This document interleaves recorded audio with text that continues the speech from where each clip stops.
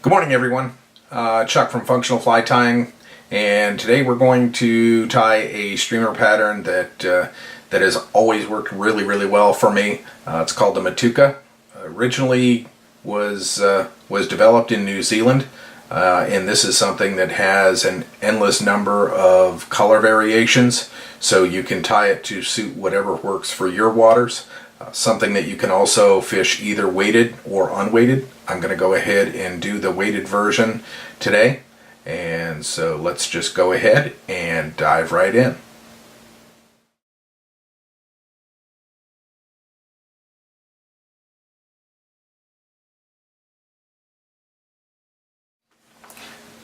Okay, in the vise I have a 2x long hook. This is a standard wire hook. You could also go with a heavier wire if you are going to fish these weighted. Also, size ranges can vary greatly. You could go anywhere from a 4 down to about a 12. This is a size 10. So I'm going to start with some, this is 10 thousandths lead wire, and I'm going to go ahead and just as though I were wrapping thread onto the hook, use the same process for your wire. And I'm going to do probably 10 to 12 or 13 turns of wire. I want it to cover a little over half the hook shank, and you can vary this too for your own purposes. If you want something that's more lightly weighted, just go with 5 or 6 turns. Make sure everything is sitting down nicely in there. Then go ahead, tie your thread in between the hook eye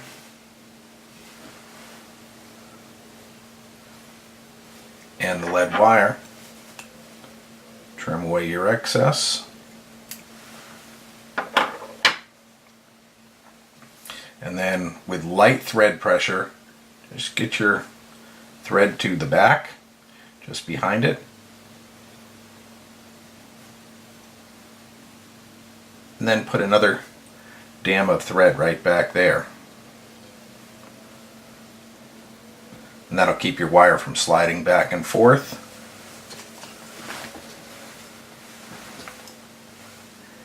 And then I'm going to go ahead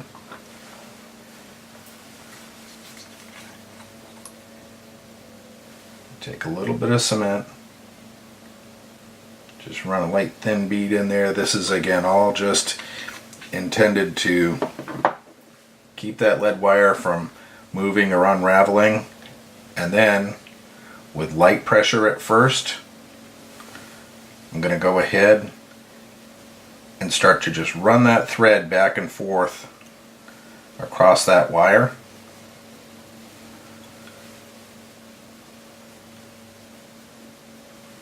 Until ultimately we've laid a layer of thread down over there, so that when we put our dubbing on later on, everything sits right up on top of it instead of getting locked down in at the bottom. Now I'm going to go ahead and create a thread base that comes back to just about where the barb is.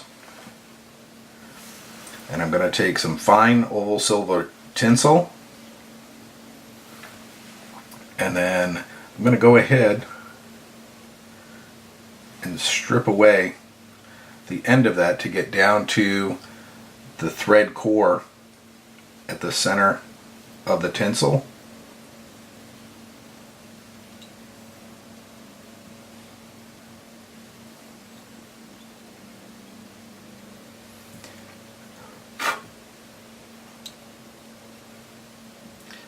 Tying it in and being able to tie it in right on that core helps lock that material in a little bit better. So now for the body, I have taken a blend of 2 colors of UV ice dub, and again you can use whatever dubbing you choose on this. You can go with something that doesn't have as much flash if the fish you normally fish for are a little bit spookier. Again, with synthetics like this, resist the urge to try to put too much dubbing on your thread all at once. Otherwise it'll have a tendency to clump up or not stay tight to the thread. And I've kind of pushed my limit right about here, but it's better to take more turns of thread with less on there.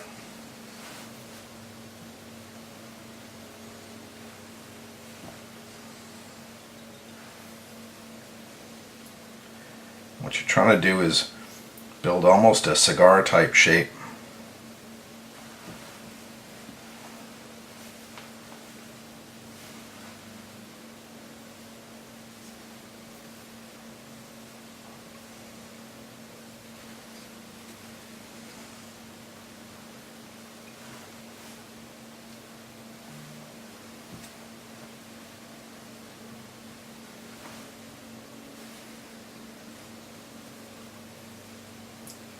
Just a shade more. And you want to take that up until you're coming down just in front of where the lead wire was.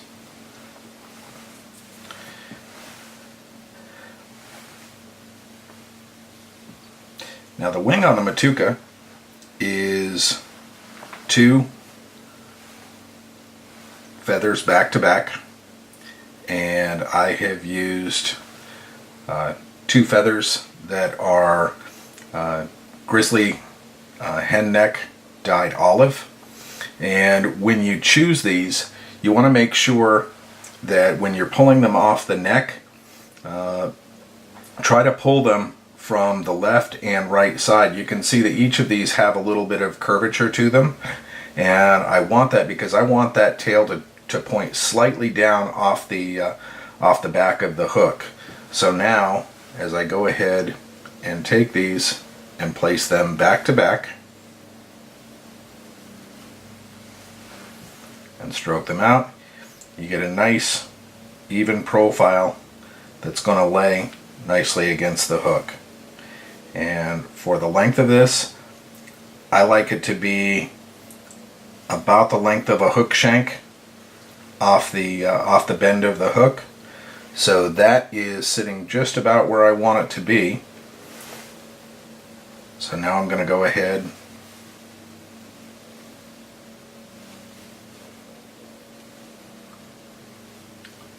strip away that excess.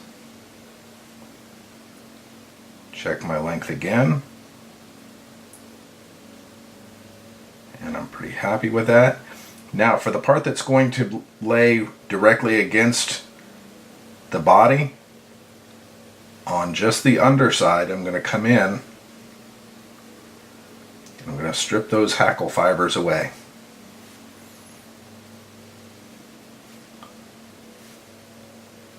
So that now when that lays in, it gives you a much nicer body. Then I'll come back up, take a couple turns,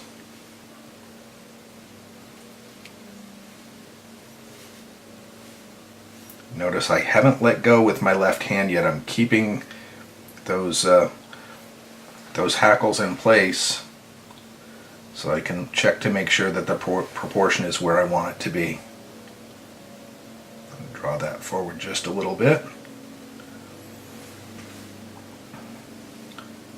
Take another couple turns to secure it.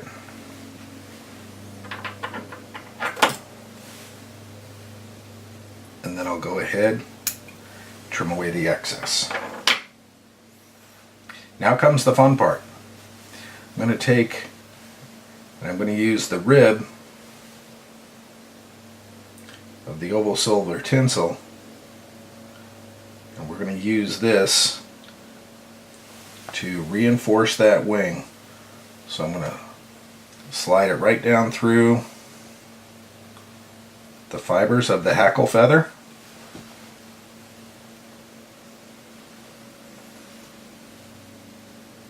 And with each successive turn,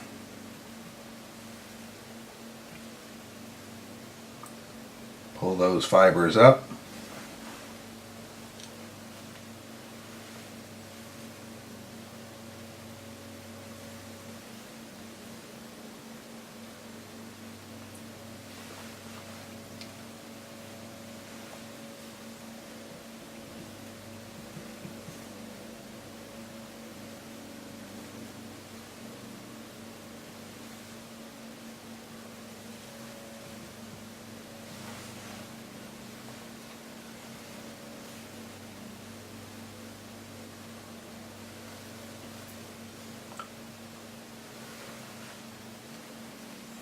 And as you can see, what happens is as you make each turn, you get really kind of a neat segmentation.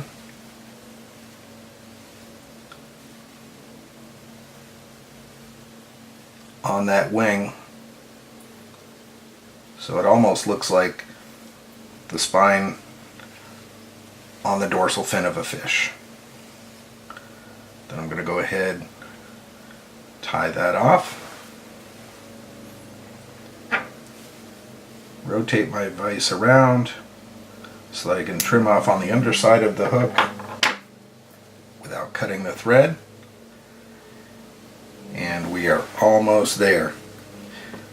The only thing left to do is I'm going to take another olive hackle, and this one's slightly longer.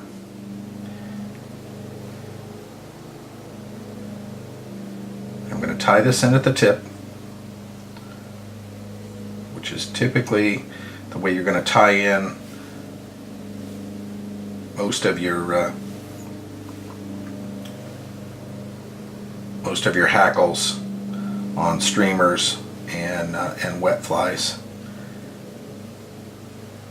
Go ahead, make a couple turns, pull that down, and pull that tip back.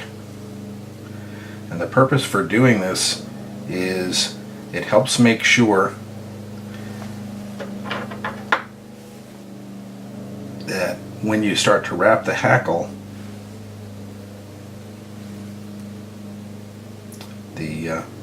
the feather doesn't pull out on you. So got the excess trimmed away. Now I'm going to go ahead and I'm going to hold the hackle out straight towards me, wet my thumb and forefinger. I'm going to stroke those fibers back.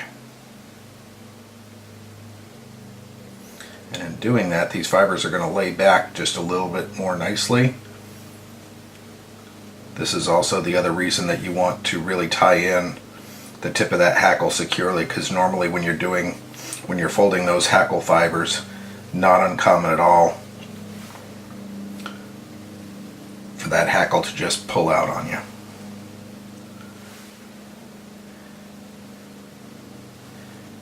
And then depending on the feather and how much you want it dressed, usually 3 to 4 turns is sufficient.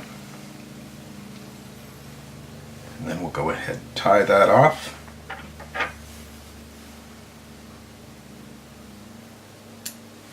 Trim away the excess.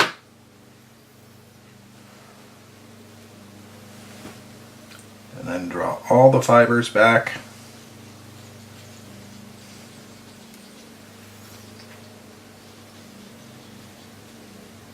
So that you can build a nice head.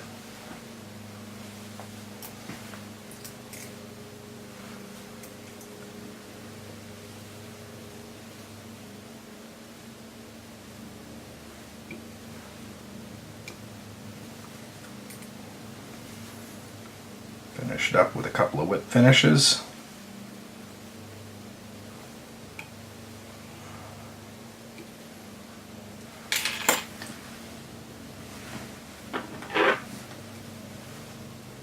And then come in and trim away your thread. And there you have it. There's the Matuka. Hopefully you enjoy fishing with this. It's a great fly, works well in a variety of sizes, and so hopefully you enjoy it as much as I do. And thanks, and we'll look forward to seeing you again.